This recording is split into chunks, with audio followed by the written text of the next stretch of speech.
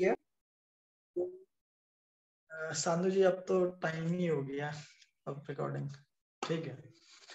तो उस पर क्या होगा कि मेंटल डिसऑर्डर से रिलेटेड अगर कोई दिक्कत होती है तो उसमें हम क्या टारगेट करेंगे कि उसके इर्द गिर्द के जो इमोशंस है, ठीक है, उस पर भी आप फोकस करेंगे। ठीक, जैसे डिप्रेशन है तो डिप्रेशन में मेंटल जो स्टेट रहता है वो कैसा रहता है उस चीज को आप फोकस करेंगे। ठीक, तो मेंटल स्टेट कैसा रहता है डिप्रेशन में, वो बहुत इंट्रोवर्ट हो जाता है, व्यक्ति बहुत इंट्रोवर्ट हो जाता है। तो क्लास कैसी हो रही है, सात्विक इफेक्ट अगर आपको याद हो, ठीक, तो सात्विक इफेक्ट में बैलेंस करने के लिए क्या करना पड़ेगा, आपने हल्का फुल्का उसे एक्सट्रोवर्ट बनाना पड़ेगा। ठीक है, एक्सट्रोवर्ट बनाने के लिए आप क्लास को कैसा डिजाइन करेंगे, एनर्जेटिक डिजाइन करेंगे। ठीक, धीरे धीरे उसके एनर्जी के लेवल को धीरे धीरे बढ़ाएंगे और एक पीक सेट करेंगे जिसमें मैक्सिमम एनर्जी को यूज किया जाए। उसके बाद आप क्या करेंगे, काउंटर वो सीक्वेंस एंड जो हमने कल चीज सीखी थी। मेंटल डिसऑर्डर में इन चीजों को ध्यान में रखा जाता है। अगर किसी को एंग्जाइटी है, ठीक है, तो कल भी मैंने इसे डिस्कस किया था, एंग्जाइटी में क्या है, उसकी एनर्जी लेवल ज्यादा है। तो इस वक्त आप सात्विक इफेक्ट कैसा बनाएंगे, पोस्टर्स कुछ ऐसे डालेंगे जिसमें एनर्जी लेवल धीरे धीरे डिक्रीज होता हो।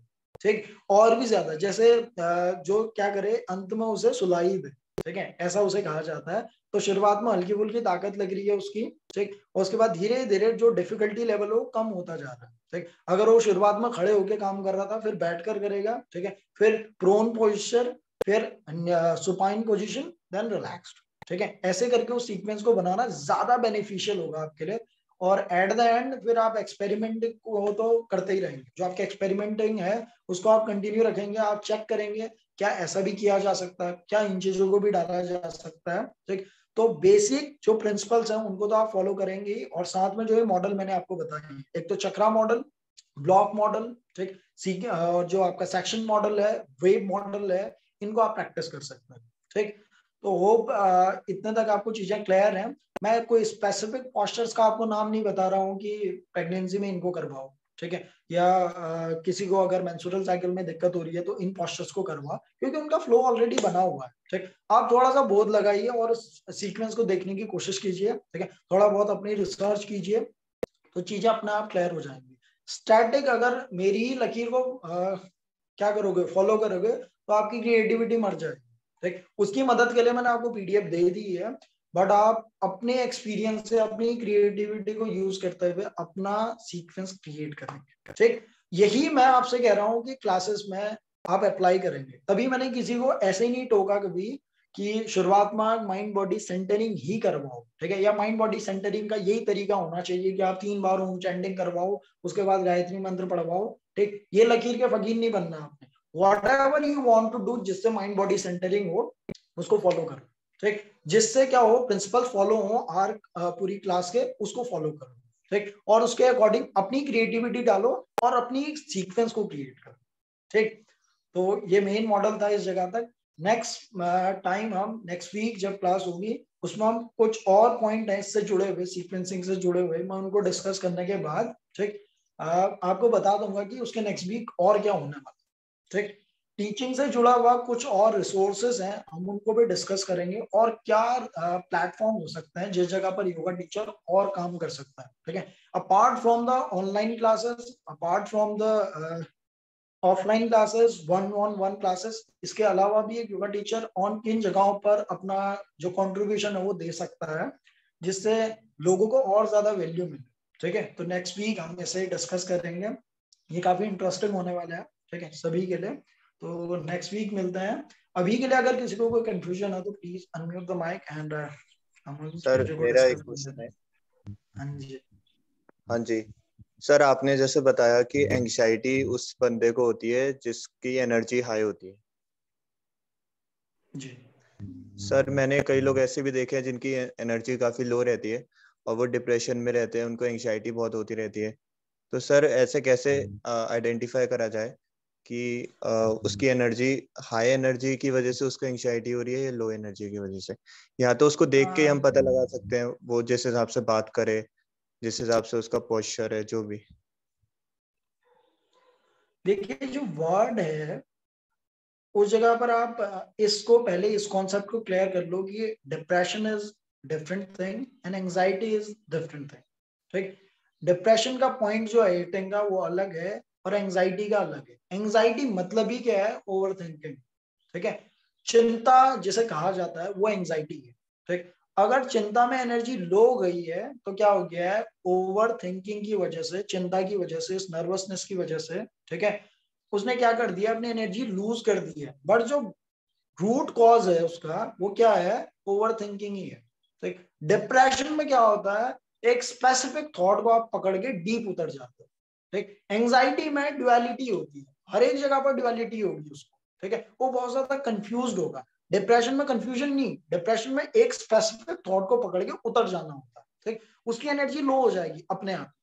एंजाइटी वाले को अगर आप लो देख रहे हैं, एनर्जी उसकी लो देख रहे हैं, पहले तो कॉन्सेप्ट पूछो कि तुम्हें पता है एंजाइटी क्या होती है। कई लोग कंफ्यूज होते हैं कि हमें डिप्रेशन है या एंजाइटी, उन्हें नहीं पता होता। वो उस वर्ड को सुन लिया है कि एंजाइटी है मुझे, एंजाइटी में होता क्या, एक बार पूछो उसे, ठीक है। एंजाइटी में ओवर थिंकिंग होगी, एंजाइटी में बहुत ज्यादा चिंता होगी, बहुत ज्यादा ड्युअलिटी होगी, बहुत ज्यादा कंफ्यूजन होगा।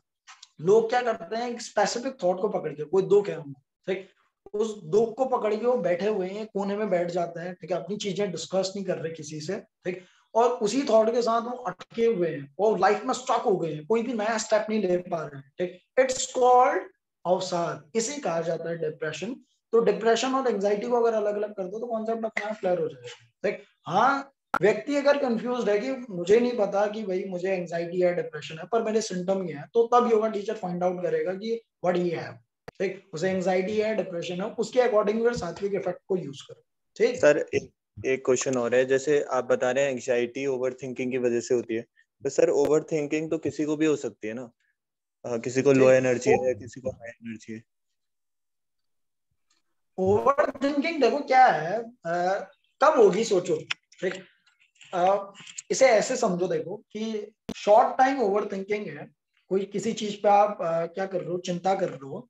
जैसे आपकी क्या है, प्रेजेंटेशन, 5 मिनट बाद आपकी प्रेजेंटेशन है, you are thinking about the presentation. इसे मैं एंजाइटी में डालूंगा नहीं, ठीक है। उस वक्त क्या है, वो मैंडेटरी चीज है, आप अभी नहीं सोचोगे तो कब सोचोगे, ठीक। आप सोच रहे हो कि वहां पर जाके ये चीजें करनी है। बट अगर आप क्या सोचते हो कि इस प्रेजेंटेशन के बाद मेरा एक और क्या है, प्रेजेंटेशन है, उसके बाद एक और प्रेजेंटेशन है, तो थर्ड प्रेजेंटेशन में मुझे कैसे रिएक्ट करना चाहिए, you are thinking right now, ठीक है। अगर अभी आप सोच रहे हो, आपके सामने सिचुएशन कुछ और है और आप किसी और पॉइंट के ऊपर कंफ्यूज हो, सोच रहे हो, इट्स कॉल्ड एंजाइटी। किसी और चिंता के विषय में जो अभी चिंता का विषय नहीं है, लाइक इसे कहा जाता है एंजाइटी। उसमें वो कंफ्यूज होता है और सारी एनर्जी को ऐसी जगह पे लगा देता है, इन्वेस्ट कर देता है जो पॉइंटलेस था। समझ पा रहे हो इस चीज को, लाइक नॉर्मल व्यक्तियों में क्या होगा, उस पॉइंट को वो सोचेगा जो मैंडेटरी है, ठीक। उसके ऊपर चिंता करना कोई भी क्या नहीं है, गलत चीज नहीं। पर अगर आप ऐसे पॉइंट के ऊपर चिंता में फंस जाते हो, कोई काल्पनिक पॉइंट हो सकता है, अब उस पर चिंता में लोग अपना जीवन बर्बाद कर रहे हैं कि स्वर्ग कहाँ है, नर्क कहाँ है, ठीक है। तो अगर ये ओवर थिंकिंग में आप किसी भी जगह स्टक हो जाते हो, ठीक, ये क्या हो गई, एंजाइटी हो गई, ठीक। यही क्रिएट करेगी एंजाइटी। अब ये काल्पनिक चीजें हैं, रियलिटी से कैसे रिलेट हो पाएंगी, ठीक। तो इसका जो रूट कॉज बताया जाता है वो कहा जाता है मेंटल फेयर, ठीक। मेंटल जो सुपरस्टिशंस हैं और फेयर्स हैं, उनकी वजह से एंजाइटी क्रिएट होती है, ठीक। जो तनाव क्रिएट होता है उसी का फल क्या है, एंजाइटी, उसी से एंजाइटी क्रिएट होगी। तो इसे आप ऐसे डिफ्रेंशिएट कर सकते हो, ठीक। ठीक वो है सर। क्लियर हो रहा है कुछ, अगर अभी भी कोई कंफ्यूजन है तो प्लीज। हाँ सर, एक है तो सर बिल्कुल जैसे बिल्कुल। लो एनर्जी वालों को एंग्जाइटी कई बार ओवर थिंकिंग की वजह से नहीं होती, उनको न्यूट्रिशनल डेफिशिएंसीज की वजह से भी होती है। जैसे किसी में अगर आयरन की कमी है या विटामिन डी की कमी है तो उनको लेग्स में, कैल्शियम की कमी है तो उनको लेग्स में एंग्जाइटी होती है। तो इसे कहा वो जाता एंग्जाइटी है विदाउट एनी साइकोसोमैटिक इफेक्ट है ना ये, ठीक है, विदाउट एसोसिएशन का इफेक्ट है। हम्म एसोसिएशन का इफेक्ट या साइकोसोमैटिक इफेक्ट इसे कहा जाता है, ठीक। ऐसा ही है, समझ लो कि अगर मैं चिंता में होऊंगा, मैं डरा होऊंगा तो मेरा हार्ट रेट बढ़ जाएगा, ठीक। और दूसरी चीज, अगर मैं अपना हार्ट रेट बढ़ा दूं तो क्या होने लगेगी, मुझे अपने आप चिंता होने लगेगी, ये एसोसिएशन है, ठीक। अगर क्या होगा, मुझे टेंशन होगी तो मैं अपने माथे में कुछ इस प्रकार हाथ रखूंगा और धीरे धीरे क्या होने लगेगी, मेरी हार्ट बीट बढ़ने लगेगी, मुझे पसीना आना लगेगा, ठीक है, ये सारी चीजें क्रिएट होने लगेंगी। बट अगर यकीन नहीं है तो इस क्लास के बाद खाली बैठकर क्या करना, अपने हाथ को इस जगह पर रखना, और ऐसे ही मलते रहना, ठीक। और अपनी ब्रीदिंग को थोड़ा शैलो कर लेना और सोचते रहना कि क्या होगा आगे, ठीक है, कैसे होगा। कुछ ही देर में आप देखोगे कि माइंड कंफ्यूज हो जाएगा और क्या फील करने लगेगा, एंग्जाइटी को फील करने लगेगा। क्यों? क्योंकि एंग्जाइटी के दौरान ऐसी ही ब्रीदिंग चलती थी और ऐसा ही पैटर्न फॉलो किया जाता था। तो उस एसोसिएशन के अकॉर्डिंग वो क्या करती है, इस संस्कार को अडॉप्ट कर लेती है, ठीक। तो एक इफेक्ट ऐसा है कि आप माइंड से बॉडी को क्या करते हो, यूज करते हो, और एक इफेक्ट ऐसा है कि बॉडी से माइंड को यूज करते हो। अगर माल न्यूट्रिशन की वजह से,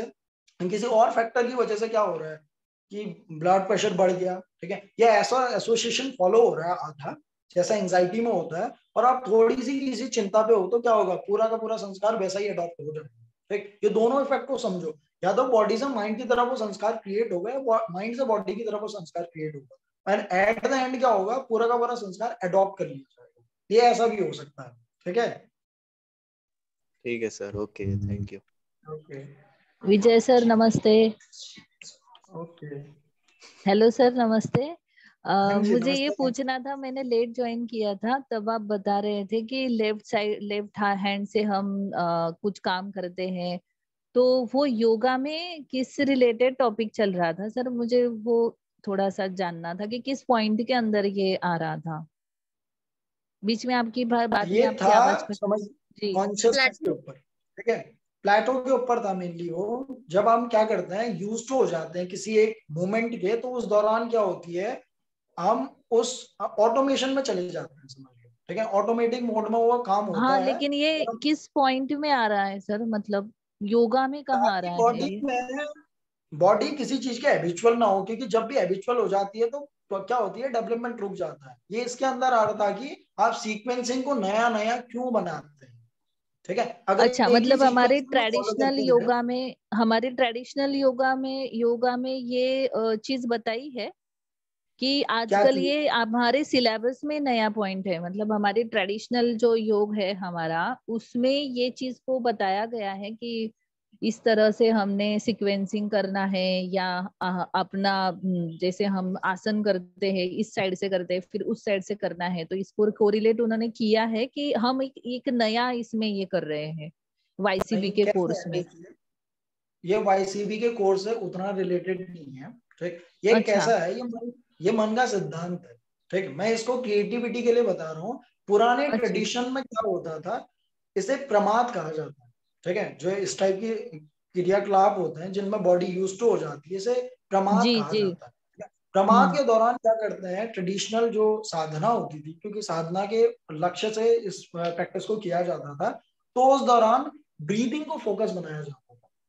और हम्म। क्या करते थे, जो प्रैक्टिशनर है वो पूरे के पूरे नए एनवायरनमेंट में रहते थे, ठीक है, आश्रम में रहते थे, वो किसी अपनी नई लाइफस्टाइल को अडॉप्ट करते थे, तो प्रमाद को तोड़ना बहुत इजी होता था। इस जगह पर हम इसे प्रैक्टिस कर रहे हैं, पर जो ऑल ओवर लाइफस्टाइल है हमारी वो सेम है, ठीक है। आप अभी भी टीचर हैं, पर साथ में क्या कर हम्म। रहे हैं, योग, सिर्फ योगा प्रैक्टिस कर रहे हैं। 1 घंटा आप प्रमाद को तोड़ने की कोशिश कर रहे हो, 23 घंटे प्रमाद बना हुआ है, हम्म। समझ पा रहे हैं, ठीक। तो क्या जी। होगा, वो जो ऑटोमेशन है वो अपने आप क्या हो जाती है, अडॉप्ट हो जाती है। या तो आप क्या करते हैं, रेजिडेंशियल इस कोर्स को करते हैं, उसी जगह पर रहते, तब नई फॉर्म को उतने जल्दी ट्राई करने की कोई जरूरत नहीं है, ठीक। बट अगर आप एक ही लाइफस्टाइल पर रहते हैं, तो जल्दी क्या होगी, बॉडी उसकी यूज टू हो जाएगी। उस दौरान अगर आप कोई नई प्रैक्टिस करते हैं, नए मॉडल को फॉलो करते हैं, तो ये मदद करेगा आपको उस प्रमाद को तोड़ने में, ठीक है, उस नींद को तोड़ने में। और क्यों होती है, मैंने उसके वो चीजें बता दिया आपको, क्योंकि 1000 चीजें आपके दिमाग में चलती रहेंगी, आपका काम, आपकी लाइफस्टाइल वही चलती रहेगी, और आप हाँ, वो तो प्रैक्टिस होता है। पुरानी करेंगे तो क्या होगा, यूज टू हो जाती है, तब बॉडी प्लेटो को टच करती है, सर प्लेटो इफेक्ट कहा जाता है। इसको तोड़ने के लिए हम एक नए मॉडल को यूज करते हैं, बट उस मॉडल में भी वही सीक्वेंसिंग के प्रिंसिपल्स फॉलो होने चाहिए, ये मैंडेटरी है, ठीक। अच्छा। अच्छा। Okay okay, thank you sir. Sir okay मैं कुछ पूछना चाह रही थी। जी, सर जैसे कुछ आसनों के बाद कुछ मेडिटेशन से भी तो हम जो डिप्रेस्ड लोग हैं उनको भी हील कर सकते हैं। मेडिटेशन भी बिल्कुल तो कर उसमें सकते हैं, शामिल होगा। और बिल्कुल जिसको होगा। एंजाइटी होती है तो उसके कुछ आसन से ये फॉर्मेट बनाए कि किस तरह से आसन से उनके बॉडी पे इफेक्ट होगा, और फिर माइंड को कैसे इफेक्ट बिल्कुल, करना है। तो उस ठीक, तरह से दोनों का बैलेंस करना पड़ेगा।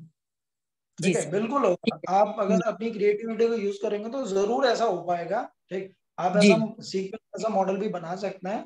बट कुछ कॉन्सेप्ट फिर मैंने कहा कि डिप्रेशन में माइंड कैसे काम करता है उस चीज को ध्यान से दें, ठीक। अगर क्योंकि मेडिटेशन में क्या होगा, हर एक थॉट को एक्सेप्ट करना पड़ेगा, ठीक। और इस दौरान जब वो डिप्रेशन में रहा है, कुछ हाँ थॉट्स तो उसे क्या कर रहे हैं, परेशान कर रहे हैं। जी जी तो जी सेम अगर मेडिटेशन को वो करता है, किसी अलग फॉर्म ऑफ मेडिटेशन को प्रैक्टिस नहीं करता है, तो जिससे आप ट्रीटमेंट करना चाह रहे हैं उससे क्या होगा, उसको पनिशमेंट जैसा फील होगा।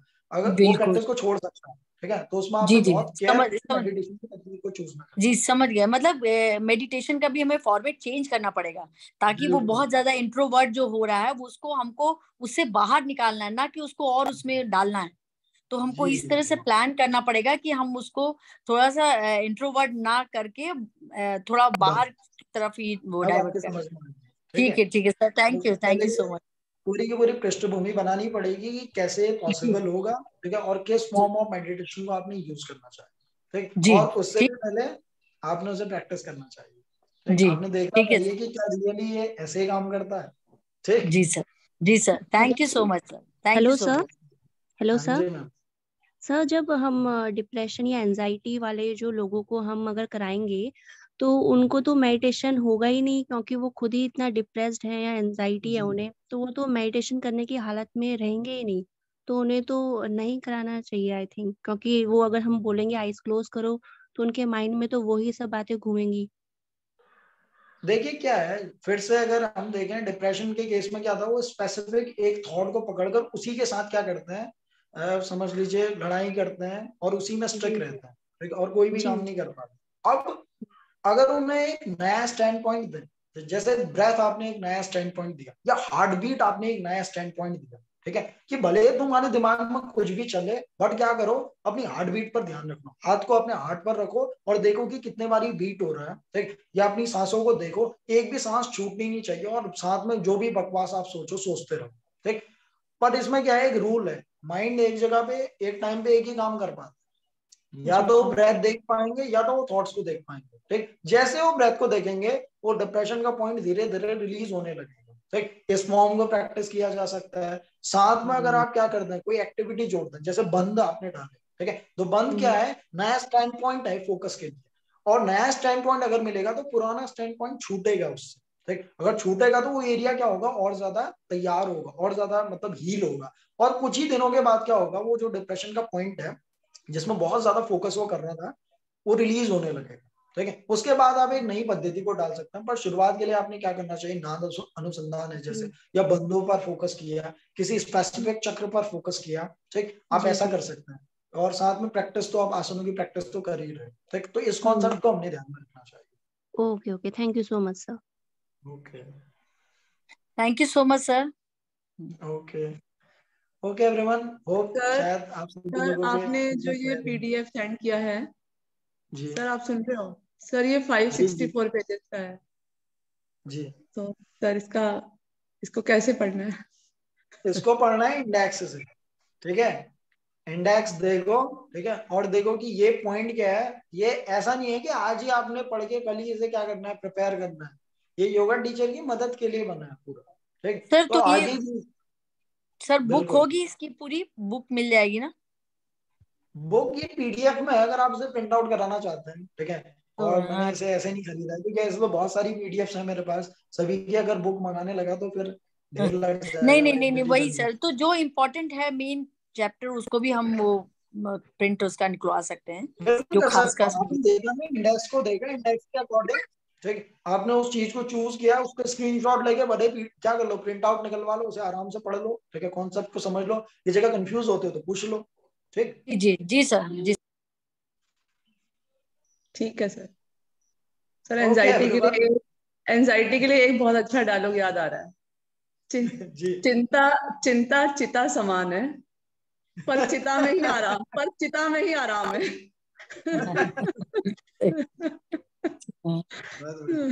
बिल्कुल सही, बहुत अच्छा। खाली बिंदी का ही तो फर्क है, ठीक जी। है। चलिए ठीक है, आज के लिए पूरा होता है, मिलता है आपसे नेक्स्ट वीक, ठीक है। मैंने तब तक के लिए आपको ओवरव्यू दे दिया, हम किन चीजों को पढ़ने वाले हैं, तो आप थोड़ा बहुत अगर उन चीजों को देख लें तब भी बढ़िया है, ना भी देखें बस यहाँ प्रेजेंट हो जाए तब भी काफी बेहतर रहेगा। नहीं सर, बहुत अच्छा। Thank you sir. Thank you. Thank you sir. Thank you धन्यवाद सर। Thank you sir. धन्यवाद सर। Thank you.